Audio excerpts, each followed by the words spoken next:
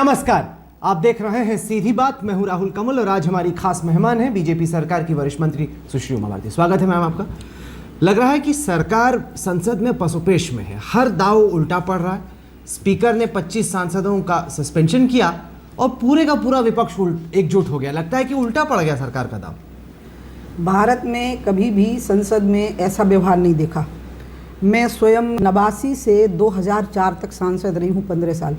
हम भी कई बार अपनी पार्टी के नेताओं सेम क्या करते थे? एक मिनट ना, हम भी पार्टी में जब थे, संसद में जब थे तो वेल में जाते थे, लेकिन हाथ में तख्ती लेके सत्ता पक्ष की तरफ नहीं जाते थे। तख्ती तो लेते ही नहीं थे। मैंने तो ज़िंदगी में तख्ती नहीं ली, नारेबाजी नहीं की। मैं तो वेल में भी शायद पूरे 15 साल में 1 या 2 बार गई होंगी। लेकिन हाँ, नारेबाजी करते थे, अपनी सीट पर खड़े होकर या कोई बात कहते थे, या ज़्यादा से ज़्यादा अगर नेता कह दें तो वेल तक चले जाते थे। लेकिन ये कभी नहीं हुआ कि हाथ में तख्ती ले ली, काली पट्टी बांध ली और सत्ता पक्ष के मंत्रियों के सामने ही खड़े हो गए, स्पीकर के मुंह पे ही तख्ती मारने लगे। ऐसी असभ्यता संसद में आज तक नहीं हुई है। तो मुझे तो उल्टा लग रहा है कि इससे ये बात साबित हो गई है कि सोनिया गांधी और उनके सांसदों को भारतीय संसद की मर्यादाओं का सम्मान करना नहीं आता। नहीं, क्योंकि आप कई पुराने सेशन उठा के देख लीजिए, जो बीजेपी के सांसदों की करतूतों की वजह से सेशन चल नहीं पाए। हूबहू आप लोग भी तो यही किया करते थे। अब चूंकि सरकार में तो चुभ रही है आपको। वो एक अलग स्थिति है। देखिए, जब कोल का घोटाला हुआ, 2G स्पेक्ट्रम हुआ, आदर्श सोसाइटी, अब मैं तीनों बातें आपको बताऊंगी। व्यापम पूरी तरह से स्टेट का मसला है। दिग्विजय सिंह जी के नेतृत्व में खूब लड़ाई हुई, CBI की जांच की मांग की, हो गई। राजस्थान पूरी तरह से स्टेट का मसला है।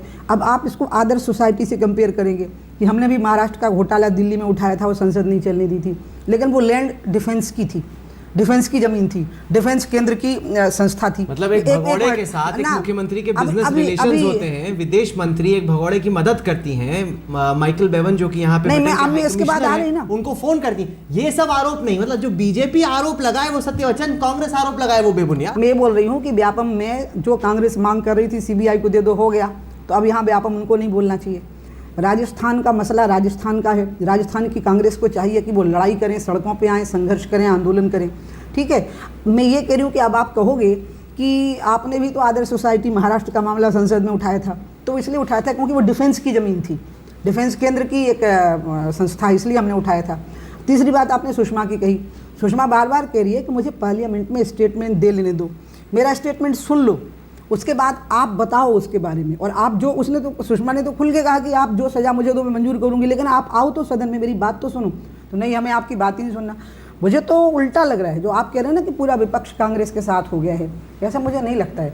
मैं आजकल कई बार जब अकेले में मौका मिलता है तो मैं आज़ादी का इतिहास ज़रूर पढ़ती हूँ।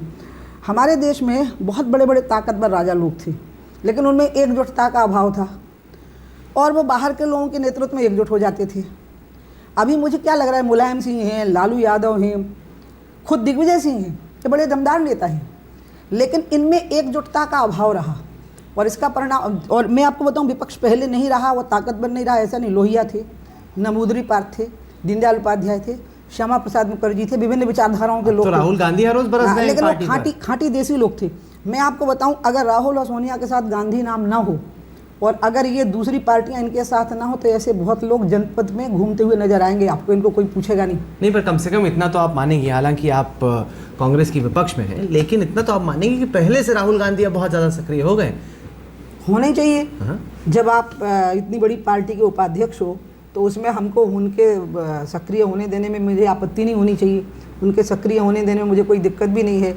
लेकिन बाकी उनकी पार्टी के सांसदों को भी ये ध्यान में रखना चाहिए कि बचकानी हरकतों के साथ सक्रिय नहीं होना। स्पीकर के मुंह पर ही बैनर लगा देना, ऐसे ये कभी नहीं हुआ है, हमने कभी नहीं किया। हमने तो बहुत लड़ाई की है और हमने लड़ाई में सफलता प्राप्त की है। तो कोई पर लग रहा है कि सरकार कंफ्यूज्ड है। पहले 1 साल आपने लैंड बिल पर एक के बाद एक ऑर्डिनेंस आप लेके आए, अब आप कह रहे हैं कि नहीं नहीं छोड़ दीजिए, वो जो कांग्रेस का लैंड बिल था वही ठीक था। अगर कांग्रेस का लैंड बिल था तो इतना बड़ा पंगा क्यों लिया? जब मुख्यमंत्रियों की बैठक हुई थी तब का मुझे स्मरण है, यद्यपि मुझे भी रहना था, लेकिन संयोग से मैं उस समय नॉर्थ ईस्ट के दौरे पे थी, उसमें हम मंत्रियों को भी रहने के लिए कहा गया था। सभी ने ये डिमांड की थी कि लैंड बिल में कुछ परिवर्तन करने पड़ेंगे, उसकी ग्राह्यता बढ़ानी पड़ेगी।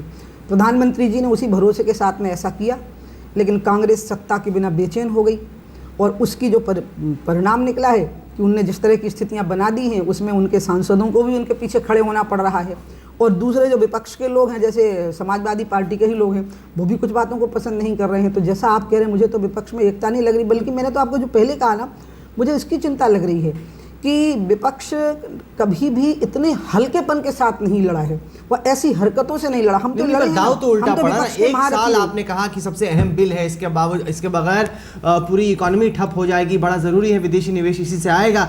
उसके बाद आपने मतलब एकदम हिम्मत तोड़ दी। कहाँ गई 56 इंच की छाती? अब ये तो आप उन्हीं से पूछिए, प्रधानमंत्री महोदय जी से पूछिए, और आप जो रूरल डेवलपमेंट के मिनिस्टर साहब हैं उनसे पूछिए। मैं तो ये कह सकती हूँ कि इसके बिना हमको बहुत दिक्कत आ रही है, मेरे को खुद दिक्कत आ रही है। इंटरलिंकिंग का जो हमारा प्रोजेक्ट है उसमें हमें ज़मीनों का अधिग्रहण करना है, उसमें दिक्कत आ रही है। अभी अब गंगा प्लानिंग हम लागू करने ही जा रहे हैं किसी भी समय, क्योंकि कैबिनेट में नोट अप्रूव हो गया है हमारा 13 मई को, और अगला कैबिनेट का नोट हमारा तैयार हो रहा है, जिसमें कि हमको जो प्रोजेक्शन मिला था 20,000 करोड़ का, उस प्रोजेक्शन का इम्प्लीमेंटेशन लेके अब हम कैबिनेट में जा रहे हैं। उसके बाद तो हमें स्वयं ही दिक्कत खड़ी हो जानी है, इसलिए दिक्कत तो नहीं। पर आप किसी भी अखबार को उठा के देख लीजिए, बड़े बड़े विश्लेषक जो कि पहले मोदी सरकार और भाजपा के पक्ष में लिखा करते थे, अब कह रहे हैं कि सरकार कुछ कर नहीं पा रही, हिम्मत दिखा नहीं पा रही। लग रहा है कि हालांकि ये पहला ही साल है, लेकिन ठहराव है, सरकार कोई बड़ा बोल्ड फैसला क्यों नहीं ले पा रही? हुआ जी, पहले साल में अगर ऐसा विरोध आ गया है तो कोई दिक्कत नहीं है, क्योंकि विरोध में ऐसी कोई बात नहीं है जिसमें कि हमारे निजी जीवन पर, हमारी सत्ता पर कोई आक्षेप हो। नहीं, पर बीजेपी जब विपक्ष में थी तो कहती थी मनमोहन सिंह कुछ बोलते नहीं हैं, आरोप लगते रहते हैं, खामोशी से काम करते रहते हैं कि नहीं पता नहीं चलता। अब हूबहू वही आरोप मोदी पर लग रहे हैं। कहते हैं कि सुषमा स्वराज पे आरोप लग गया, वसुंधरा राजे पे आरोप लग गया, स्मृति ईरानी पे आरोप लग गया, वहाँ पे पंकजा मुंडे पे आरोप लग गया, शिवराज सिंह चौहान पे आरोप लग गया, और मोदी जी ने ये नहीं बताया कि उनके मन की बात क्या है।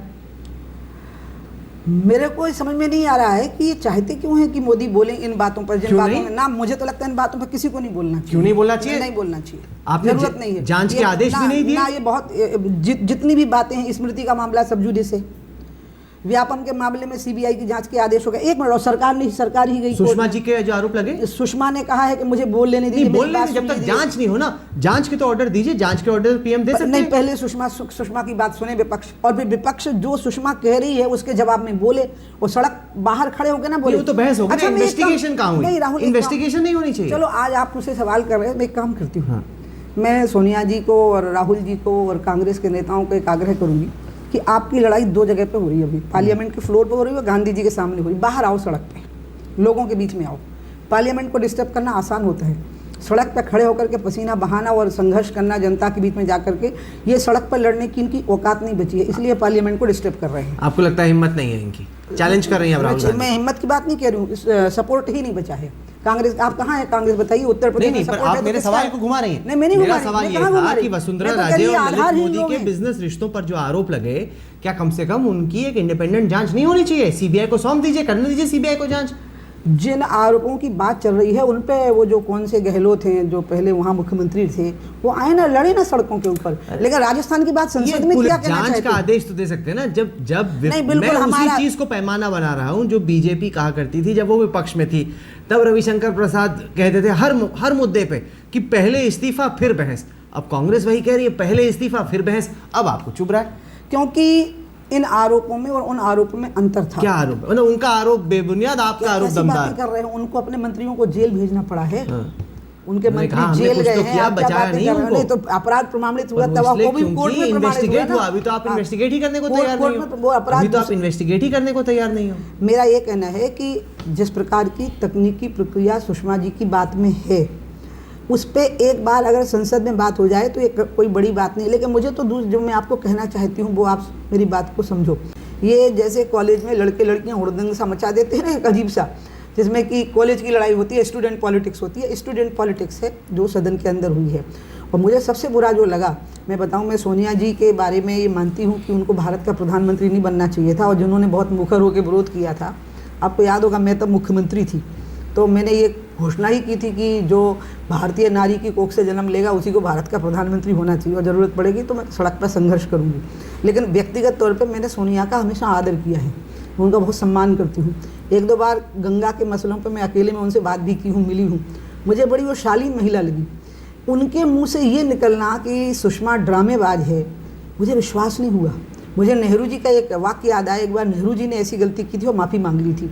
नेहरू जी ने श्यामा प्रसाद मुखर्जी को कह दिया कि मैं जनसंघ को कुचल दूंगा। तो श्यामा प्रसाद मुखर्जी ने कहा कि मैं जनसंघ को कुचलने की मेंटेलिटी को कुचल दूंगा। ये लड़ाई हुई थी पार्लियामेंट के अंदर और फिर नेहरू जी को पश्चाताप हुआ कि उनको ऐसा नहीं बोलना चाहिए था। राहुल गांधी ने तो यहाँ तक कहा कि सुषमा स्वराज ने पैसे ले लिए मोदी से। ये बातें असभ्य भाषा है, अशालीन भाषा है और इसका प्रयोग राहुल के बारे में तो मैं नहीं कहूँगी, क्योंकि उनकी जिस प्रकार की ग्रूमिंग हुई हो मुझे पता नहीं है, क्योंकि उनके घर में कठिनाइयों के भी दौर आए हैं और दूसरे नेताओं ने जिस प्रकार से उनको आगे कर रखा है वो भी उनकी मजबूरियां हैं।